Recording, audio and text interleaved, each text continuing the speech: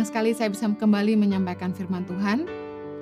Tema khotbah saya hari ini adalah lidah punya kuasa.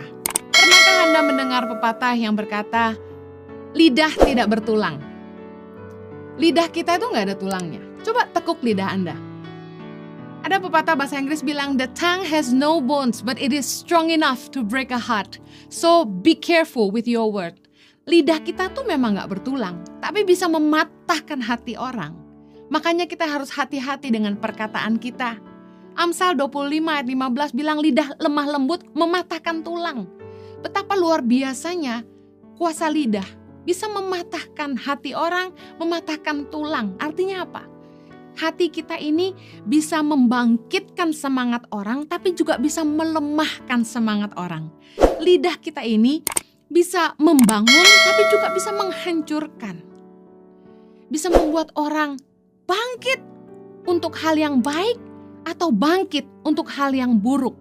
Saya kasih contoh. Sebuah hoax yang disebarkan dapat merusak persatuan bangsa. Dari mana asalnya huru-hara? Bukankah dari satu suara? Bagaimana isu pencemaran nama baik bisa menghancurkan kepercayaan publik kepada sebuah brand yang terkenal? Wow, ngeri banget. Betapa lidah itu punya kuasa. Yakobus 3 ayat 8 bilang gini, tetapi tidak seorang pun yang berkuasa menjinakkan lidah. Ia adalah sesuatu yang buas, yang tak terkuasai, dan penuh racun yang mematikan. Lidah kita ini gak bisa dikuasai oleh orang lain, kecuali diri kita sendiri.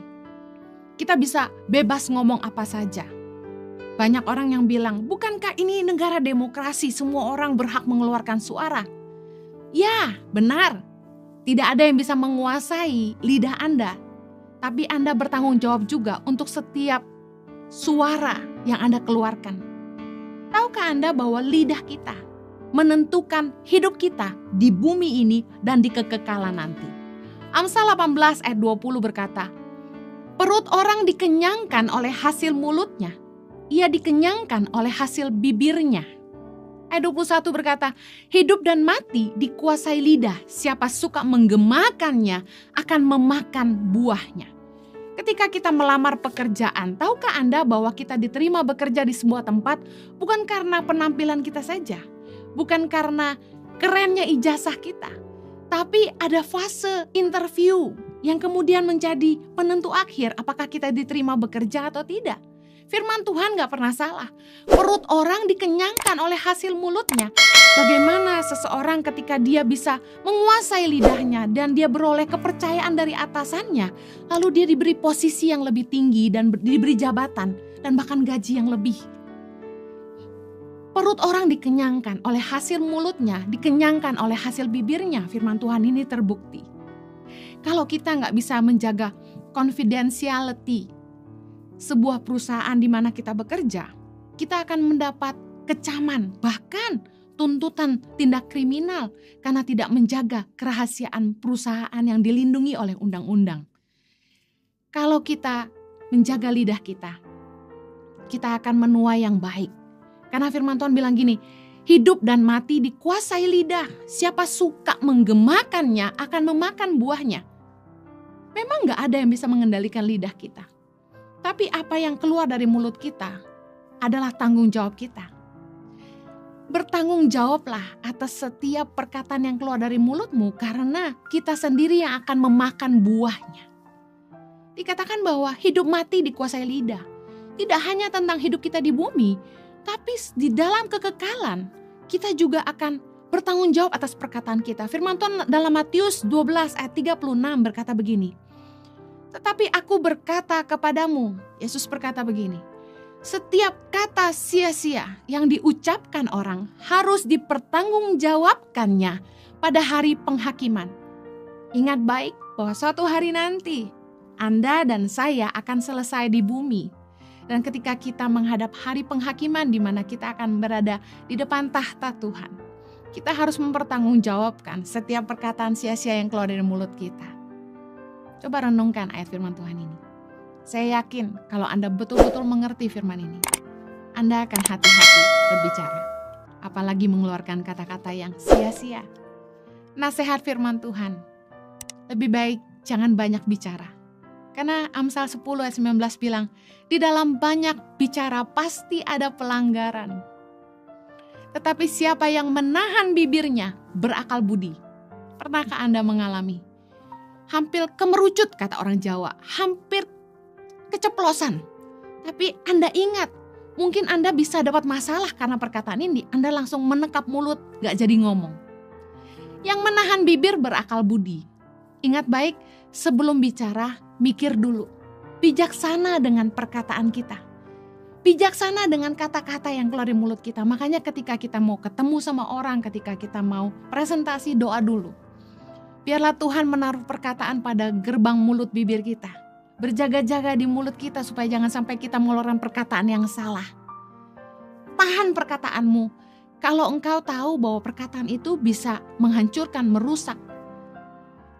Mikir sebelum ngomong. Yuk sama-sama saya bilang, mikir sebelum ngomong. Ayo suami istri, adik kakak, teman, pacar, ayo saling mengingatkan. Mikir sebelum ngomong. Saya mau share 3 hal tentang mikir sebelum ngomong. Ada singkatan dari think, T-H-I-N-K, berpikir. T-nya, is it true? Sebelum ngomong, mikir apakah benar. H, is it helpful? Apakah omongan ini menolong? Berguna enggak? I, is it inspiring? Apakah menginspirasi, membangun? N, is it necessary? Perlukah diucapkan? Perlu enggak sih diomongin? K, is it kind? Apakah perkataan kita baik? Apakah perkataan kita ini baik untuk diucapkan? Saya ingin share 3 hal. Sebelum ngomong, mikir. Apa yang kita harus pikir? Number 1, is it true? Apakah benar? Karena Tuhan tidak suka orang yang suka bohong. Jangan menipu, jangan berdusta. 1 Petrus 3 ayat 10 kita baca sama-sama. Siapa yang mau mencintai hidup dan mau melihat hari-hari baik, ia harus menjaga lidahnya terhadap yang jahat dan bibirnya terhadap ucapan-ucapan yang menipu. Dikatakan firman Tuhan, siapa yang mau mencintai hidup, artinya pengen hidup yang baik, pengen punya kehidupan yang indah di bumi, yang bahagia, pengen melihat hari-hari baik.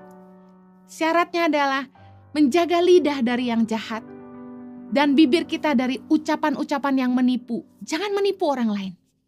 Berkatalah benar, berkatalah jujur. Pernah ada yang bertanya kepada saya, Bu Heni, suami saya berdagang. Gimana caranya untuk kita nggak nipu? Sementara orang seringkali menekan kita dengan pertanyaan, ini udah murah nih.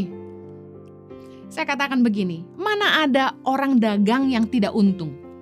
Kita kan harus bayar listrik, sewa toko, harus ada modal, harus gaji pegawai, kita sendiri butuh makan. Semua orang berdagang pasti harus untung, Tapi ketika orang bertanya sama kita, Pak, Bu, ini asli nggak? Koce, ini asli nggak? Jawablah yang benar. Jangan sampai kita nipu orang. Barang palsu kita bilang asli. Apalagi kalau sampai orang itu punya duit pas-pasan. Kalau banyak uang bisa beli lagi. Kalau uangnya cuma segitunya lalu kita tipu. Kasihan kan? Dagang harus punya hati nurani yang bersih. Slogan bisnis selalu berkata, how can I help you? Apa yang saya bisa bantu? Apa benar Anda dagang nolong orang? Apa benar Anda berbisnis untuk menjadi berkat? Nggak usah nipu. Terus terang aja jawab yang jujur. Orang juga tahu Anda pasti mau untung. 2 dari 7 hal-hal yang dibenci Tuhan adalah tentang lidah. Amsal 6 ayat 16-18 kita baca sama-sama. 6 perkara ini yang dibenci Tuhan. Bahkan 7 perkara yang menjadi kekejian bagi hatinya. Mata sombong, lidah dusta, tangan yang menumpahkan darah orang yang tidak bersalah, hati yang membuat rencana-rencana yang jahat, kaki yang segera lari menuju kejahatan, seorang saksi dusta yang menyembur-nyemburkan kebohongan, dan yang menimbulkan pertengkaran saudara. Bayangkan, Bahkan efek dari omongan itu masuk ke dalam poin ke-7 dalam 7 hal yang dibenci Tuhan. Jadi kekejian bagi hatinya, yaitu lidah dusta. Seorang saksi dusta yang menyemburkan kebohongan. Yang ketiga, yang menimbulkan pertengkaran saudara. Hati-hati dengan omongan kita, jangan sampai kita berdusta, bohongin orang, dan yang lebih parah, kita bersaksi tentang orang lain, kita menyemburkan kebohongan, fitnah, berita hoaks, berita yang mengada-ngada. Kadang-kadang ajaib memang beberapa orang bisa bikin sesuatu yang tidak ada jadi ada. Oh, kalau itu hal yang baik luar biasa. Tapi ini berita bohong, hoaks. Kita nggak ngomong aja bisa dibilang ngomong. Luar biasa. Dengar baik. Tuhan itu benci orang yang suka bohong. Dusta itu kebencian bagi Tuhan. Saksi dusta merupakan kebencian bagi Tuhan. Dan ada hal lagi yang menjadi kekejian bagi hatinya, yaitu kalau kebohongan kita, kesaksian kita yang bohong itu membuat pertengkaran, menimbulkan pertengkaran saudara. Jangan pernah merusak hubungan dengan perkataan. Jangan sampai karena kebohongan kita merusak hubungan orang, apalagi hubungan saudara. Biasanya kalau kakak adik, kalau sudah nikah, wow, ipar sama ipar harus hati-hati. Jangan sampai ipar dengan ipar merusak hubungan saudara. Kakak dan adik jadi rusak. Satu kali ada orang yang memfitnah saya dan merusak hubungan saya dengan keluarga kakak ipar saya. Saya karena yakin bahwa saya tidak mengatakan apa yang orang itu katakan, saya tetap baik dengan keluarga kakak ipar saya. Sampai akhirnya saya sempat melewati masa-masa gak enak dengan mereka. Karena tentu pandangan mereka sudah buruk gara-gara omongan ini. Pandangan mereka pasti buruk terhadap saya. Tapi saya tetap menunjukkan itikat baik. Karena saya yakin saya tidak ada omong seperti itu. Hati-hati, jangan sampai kita mengeluarkan dusta, saksi dusta, fitnah yang merusak hubungan orang, apalagi saudara. Hubungan rumah tangga. Hati-hati, jangan ikut campur dengan rumah tangga orang. Hati-hati menyampaikan berita menantu ke mertua. Jangan sampai perkataan menantu ditambah-tambahi lalu bikin mertua marah. Jangan pernah merusak hubungan dengan kebohongan. Kalau kita sebut diri kita adalah anak Allah, anak Tuhan, ciri anak Tuhan itu membawa damai. Matius 5 ayat 9 berkata, berbahagialah orang yang membawa damai karena mereka akan disebut anak-anak Allah. Kalau kita bukannya bawa damai tapi bikin onar, kita anak siapa? Jangan pernah jadi ular kepala dua, lidahnya bercabang dua. Ngomong ke A begini, ngomong ke B lain lagi.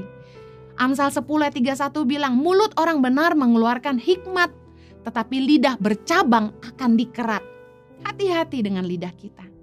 Jangan cari muka kanan kiri untuk menyelamatkan diri.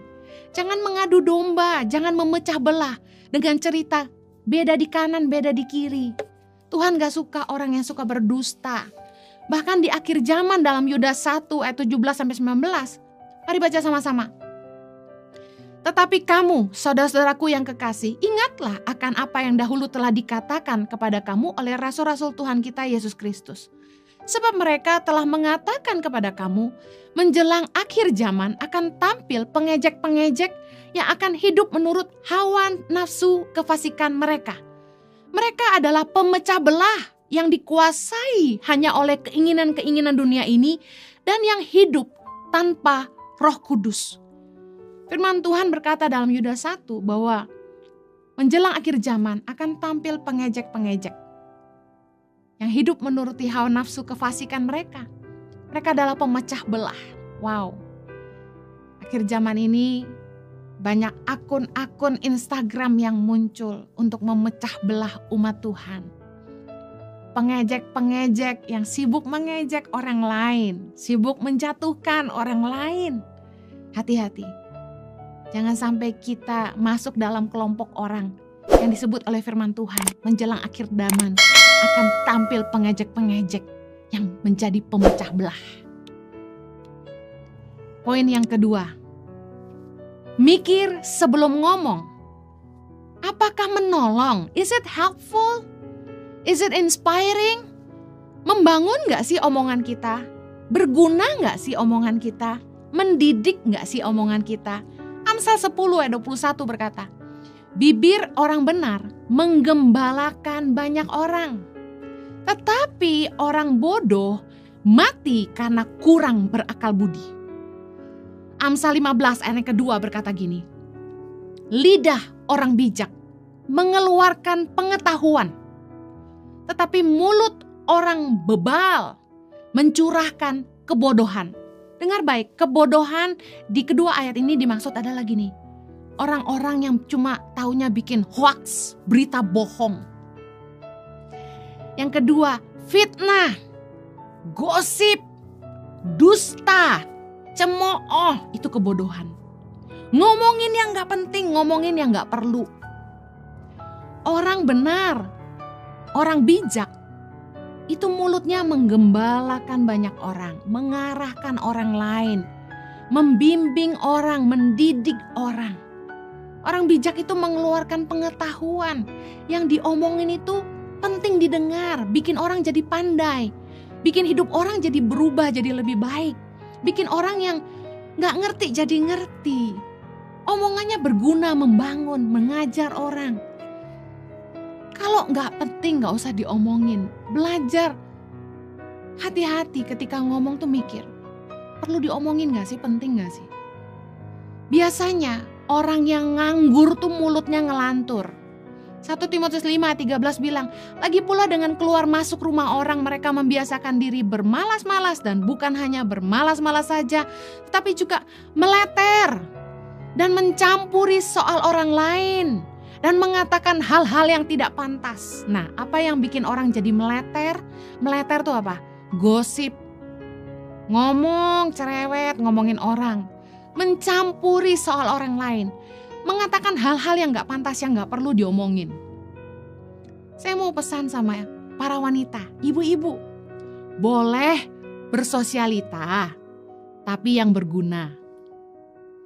Jangan bersosialita, tapi sia-sia. Jangan sampai bersosialita ngabis-ngabisin uang suami, ngomongin suami orang, ngomongin jejaka, berondong.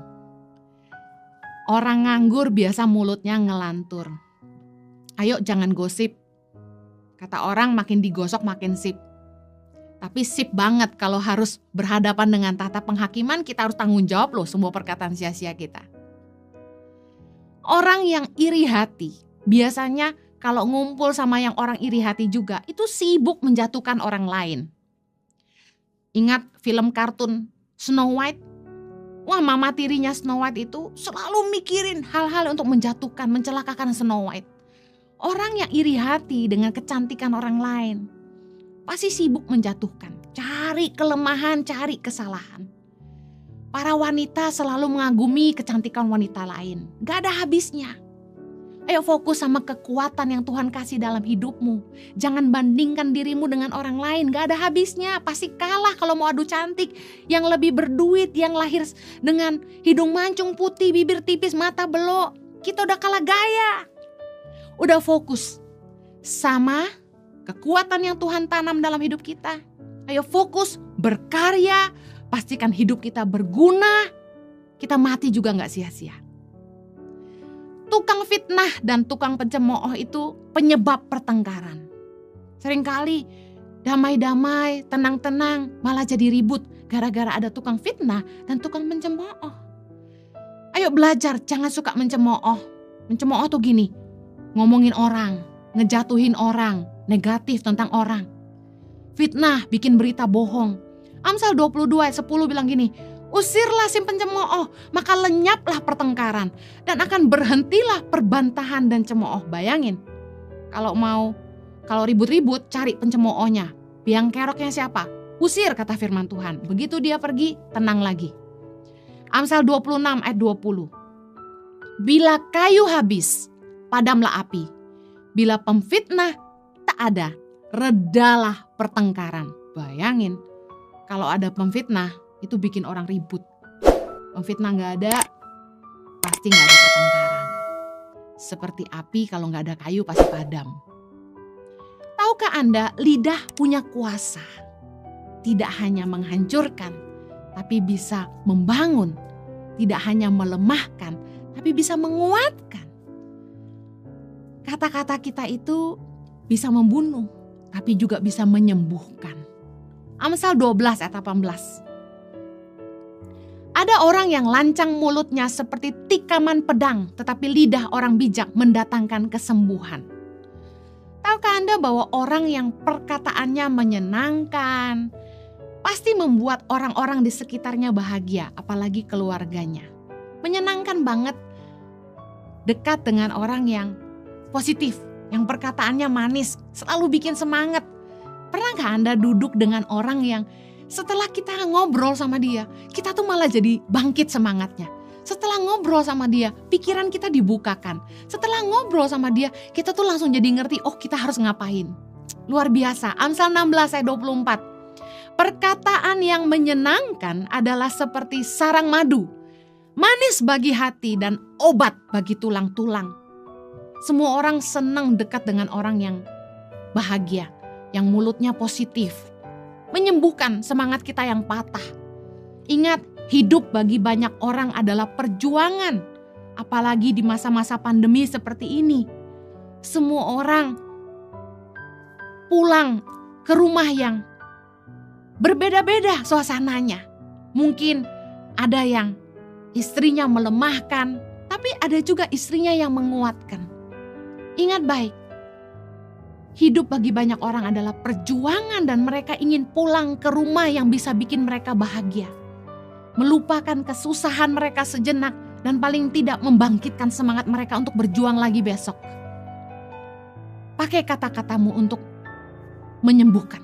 Pakai kata-katamu untuk memberi semangat kepada orang-orang yang butuh pengharapan. Amsal 12 ayat 25. Kekhawatiran dalam hati membungkukkan orang, tapi perkataan yang baik menggembirakan dia. Bukankah banyak orang yang khawatir hari-hari ini? Besok mau gimana? Ke depan gimana ya?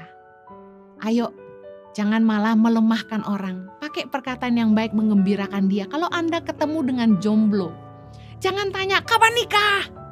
Kapan kawin? Kok nggak laku-laku sih? Itu sangat melemahkan.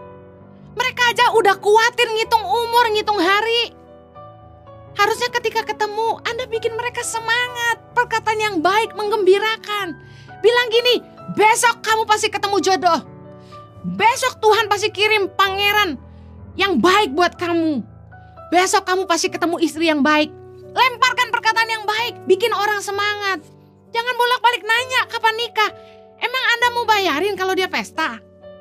Yang terakhir, mikir sebelum ngomong. Is it kind? Apakah perkataan Anda baik? Amsal 15 ayat 1.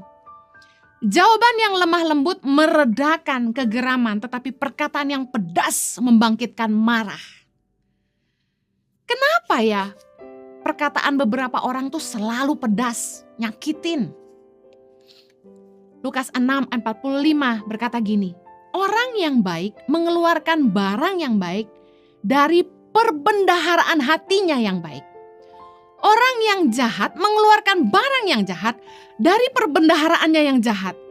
Karena yang diucapkan mulutnya meluap dari hatinya. Menarik, firman Tuhan berkata bahwa perkataan mulut kita itu meluapnya dari hati kita. Berarti perkataan itu keluar dari hati. Kenapa beberapa orang itu perkataannya pahit? Saya percaya karena satu, hatinya sakit. Hati yang terluka pasti mengeluarkan kata-kata yang melukai orang lain juga. Kalau hati kita sakit, pasti kata-kata kita pahit dan melukai orang-orang di sekitar kita. Ayo pakai lidah kita untuk menebarkan kebaikan, bukan kepahitan. Karena orang yang pahit akan bikin orang-orang lain pahit juga. Jangan menebar pahit di hati orang lain. Orang pahit itu bikin rusuh, Ibrani 12 ayat 15 berkata, jagalah supaya jangan ada seorang pun menjauhkan diri dari kasih karunia Allah, agar jangan tumbuh akar yang pahit, yang menimbulkan kerusuhan dan yang mencemarkan banyak orang. Nah, biasanya kalau orang hatinya pahit, tukang bikin rusuh, ngomong sana sini, jelekin kanan kiri, mencemarkan banyak orang. Orang yang pahit cenderung melukai orang lain dengan perkataannya. Ciri orang yang hatinya terluka itu pasti komentarnya selalu negatif. Kita udah bikin hal yang baik pun selalu dia lihatnya tidak baik. Omongannya selalu gak baik, seberapa baik pun yang kita lakukan. Nah, kalau kita punya anggota keluarga yang seperti ini, jangan malah kita benci. Kuncinya satu, hatinya harus sembuh. Mari banjiri dia dengan kasih sayang. Mari kasihi dia terus, sehingga dia sembuh.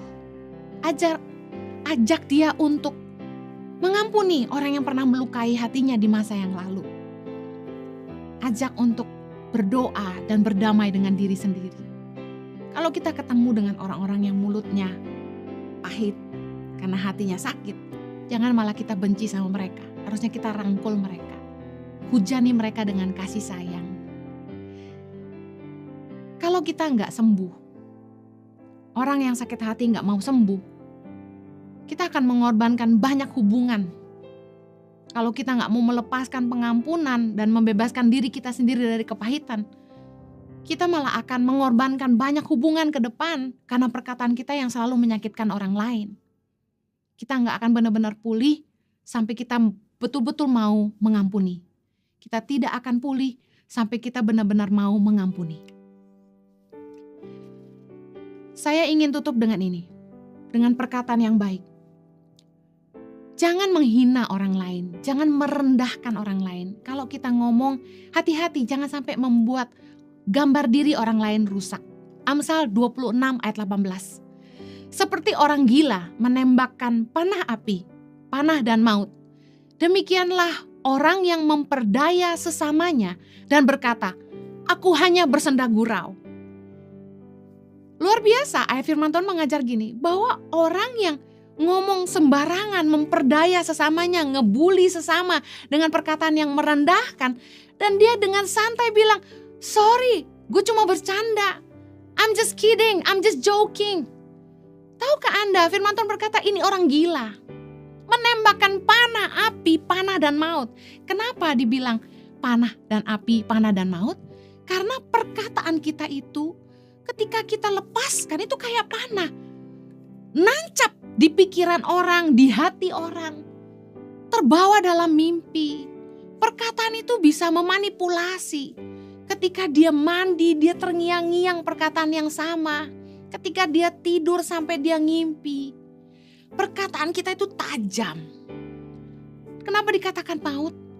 Karena banyak perkataan yang tidak dijaga, yang merusak gambar diri orang, membuat orang jadi depresi, lalu bunuh diri. Hati-hati dengan perkataan kita. Satu kali saya khotbah di sebuah persekutuan. Ada salah satu jemaat, seorang anak perempuan yang menangis terseduh-seduh ketika saya sedang khotbah tentang kuasa perkataan. Ternyata anak ini tumbuh besar dibully. Dia bertubuh agak montok dan dia sering dibully. Di dalam masyarakat, di dalam komunitas, biasanya ketika anak-anak tumbuh besar dari kecil sampai besar di sekolah, di mana saja, bahkan di gereja, di keluarga, ketika ada yang kelihatan, bertubuh pendek, atau bertubuh gemuk, atau berkulit hitam, dan lain sebagainya, selalu biasanya jadi sasaran diperdaya, dibully, dikerjain, diolok-olok, diberi sebutan yang tidak mengenakan. Tahukah Anda perkataan yang negatif itu merusak gambar diri orang. Lalu dengan mudah kita bilang gini, sorry, I'm just joking.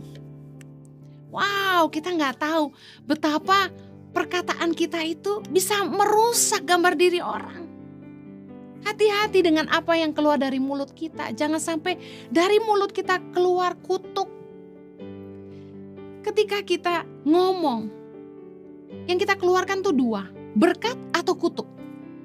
Apa yang keluar dari mulut Anda?